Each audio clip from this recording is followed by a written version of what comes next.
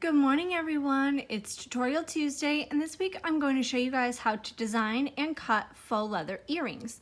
I'm going to be using my iPad today because I've seen a lot of people lately commenting how they don't see a lot done with the iPad. So I'm going to use that today, but everything is the same on your computer. The buttons are just in a different place. So what I'm going to do is click Images and I'm going to go up here and I'm going to search leaf. You can search different designs. Teardrop is popular, raindrop, anything like that. But today I'm going to do the leaf, and I like this one right here. So I'll give you the image number. It is M808EC94 on the Home Accents cartridge. So I'm going to insert that. Okay, and now I'm going to rotate it a little bit. Alrighty, so what I want to do is do everything first and then duplicate it. That's going to make it so much easier for us. So what I'm going to do is go down here to edit and I'm going to make the height 2 inches. You can make your earrings however large or small you want, but I think 2 inches is about standard. And I leave it locked so that the width automatically changes with it. I'm going to zoom in to make it a little easier for us here. Okay, now I'm going to go down here and grab a shape, and I'm going to grab a circle, and this is going to be our little hole that's going to cut out for our jump ring and our fish hook or whatever type of earring you're making. So I'm going to go back to the edit button and I'm going to make this 0.1 inches, again leaving it locked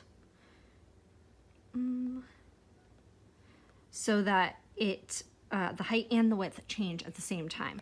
Now you have a few options here when doing putting the hole in. You can just attach it or you can slice it. I like to just attach. I think it's just one less step. It makes it easier. So now if you have your smart guides on, you will be able to kind of line up. The smart guides, see these, oh, goodness. You'll see the yellow line pop up when moving this around. Can see it right here, and that is so that everything lines up nice and neatly. I'm going to zoom in a little more just to make it a little easier to grab this little circle and line it up. It's hard to see with my finger in the way, I know. It's hard for me to see with my finger in the way. So we are going to, there you go. And you just line it up wherever you like it. I try to keep it a little more centered than this. But the smart guides are telling me that's centered. But you can go ahead and turn your smart guides off if you'd like. That is under settings over here. You can do smart guides off. I'll leave them on because that's what says it's centered. But then I'm going to drag my finger around both of these and I'm going to go down to Actions and I'm going to click Attach. Now you can see my dot turns the same color, but it's going to cut out of there, so it's no big deal. Okay, and then while we still have our actions pulled up, I'm going to click Duplicate, and now I have a set of earrings. What I like to do, make sure we're a little steady, is line them up, make sure everything looks good. Yeah, all right, I think that looks good. All right, so I'm going to click Make It. It's going to put it where I want it for me. And I'm going to go ahead to continue. It says no device connected, but I know I have it hooked up via Bluetooth already, so I just need to connect the device, which will come up. I'm using my Explore Air 2 for this one. And I have my dial set to custom. So when it comes up, it's going to ask me to select my material. I'm going to select all materials over here on the right, and I'm going to type in leather. I'm using Cricut Faux Leather Paper Thin. Now, I'm not sure if you've ever noticed, but if you see the little C next to it, that means Cricut makes the product, and that their all the settings are adjusted for their product. Okay, so I'm going to select the Faux Leather Paper Thin. All right, and now it's showing you. Make sure mirror is turned on and faux leather material is face the shiny side down on your mat. Okay, So for this image, it doesn't really matter if we mirrored or not since it's the same, but if that were the case, you would have to go back to, select make it, you'll replace your matte preview in place, go up here to your matte number, right here, and mirror for iron-on. Now it doesn't make a difference for this one, but we'll do it just for the purpose. Okay, we'll go to continue, we'll go back, and again, we'll pick our faux leather, and you're going to, you're just going to use your regular blade, your premium fine point blade, and you're going to need a purple matte. I highly suggest a brand new, very sticky purple matte, but if you don't have one, you can tape your material down. I highly recommend a new one though, but if you're worried about it, you can tape it down. So we're gonna take our shiny side here. You can see this is like a fuzzy material on the back. So we're gonna place our shiny side down. I like to use my Cricut brayer tool to really adhere my material. Even though this is a brand new, never used matte, I always just like to give it that little extra, and I do this with all my materials. The brayer isn't just for fabric or leather. I use it for my vinyl, my HTV, whatever. I love it, even paper. Okay, so I'm going to go ahead and load my mat, and we're going to let that cut. Now, a lot of people, because the leather is a little thinner, they like to use grommets before putting in the jump rings.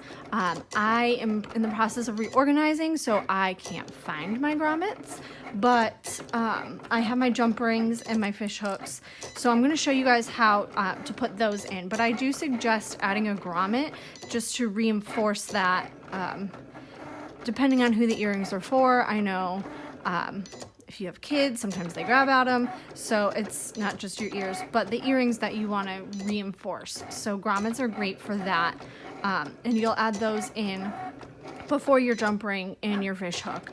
But I don't have those today, so I'll just show you guys the jump rings and the fish hooks. Especially since you have a small hole too, I really recommend the grommets.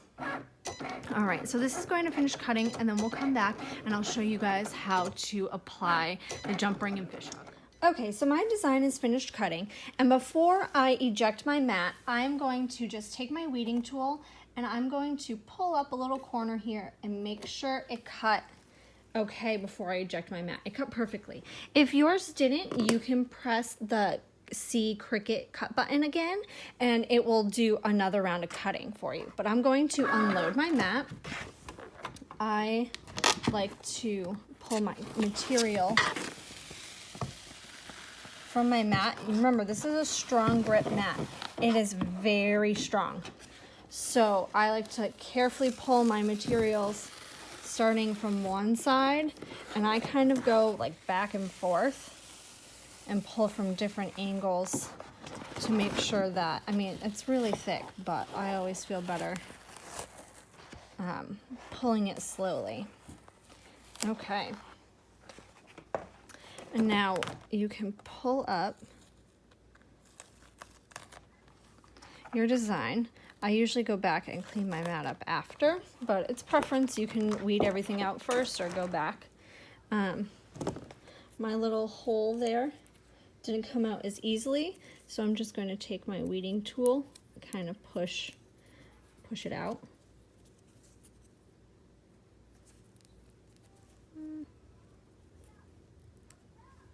Okay, you can see now. All good. All right, so I'm going to do that, and then you'll see if you use this why I recommend the grommets in there. Okay, now I've already done a jump ring for you guys, but I'm going to show you another one. I prefer to use needle nose pliers, and I like a small pair. I couldn't find my small pair this morning, so I have a bigger one, but you'll be able to see. So this right here is my jump ring. Again, I don't even know if I have great sizing for these. it's just what I was able to find this morning. So my sizing might be a little off. I don't think it's too big, but it might be. So, but double check, especially if you're using a grommet too, to make sure that all the sizing is correct. I just grabbed whatever I was able to find quickly. Okay, so you'll see, it's hard to see. Let me pull it here. You'll see a, like this. You can see where, this is hard to see. It's hard to see up close, but you'll see a little slight slit where your jump ring can part. You're going to take your pliers and you're just going to twist it. I hate these pliers, they're too big. And you're going to just twist it one way and you're going to open up your jump ring like this. Okay, go ahead and just slide it through our hole here, and then you're going to take the fish hook, slide it on there too. You're going to want to make sure it's on there right. And then you're going to take the needle nose pliers like this and just close the jump ring. Now if you have the grommet, obviously that will go in first, but we're gonna trying to make sure you guys can see, and we're just gonna pinch these together. These pliers are too big. This is why I recommend the smaller needle nose. But in any case, I'll close that up later just to show you guys for now.